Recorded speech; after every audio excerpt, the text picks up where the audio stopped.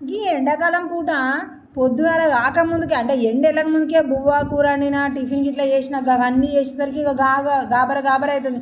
ఈ గాబరలో పోయి విన్నాని మంచినీళ్ళు తాగినామనుకోండి ఇక కక్కే వస్తుంది.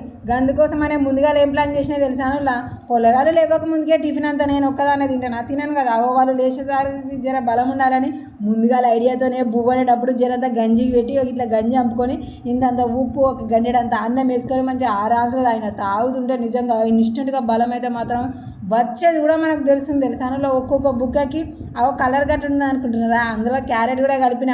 అవునులా ఇప్పుడు పొద్దుగాల లేస్తే ముఖం కడిగినంటే బయటికి పోయి టిఫిన్ కొనుకొచ్చుకునే కానీ ఎవరికన్నా ఈ గంజి గుర్తుకున్నది అందులో నిజంగా గుర్తుకుండి ఇప్పటికీ తాగేటోళ్ళు ఎవరైనా ఉంటే ఒకసారి కామెంట్ చేయాలి. నేనైతే మాత్రం కొన్ని రోజులు మర్చిపోయినా కానీ గుర్తుకొచ్చినాక మాత్రము 2-3 రోజులకు ఒకసారి ఖచ్చితంగా తాగుతున్నా. అసలుకైతే డైలీ తాగబుద్ధి అవుతుంది కానీ మా ఆయన ఎందుకు తీయ అంతగానం ఎక్కువ కష్టం ఏం చేస్తలేం కదా, హెవీగా ఏం తినకు అని అంటే నార్మల్గా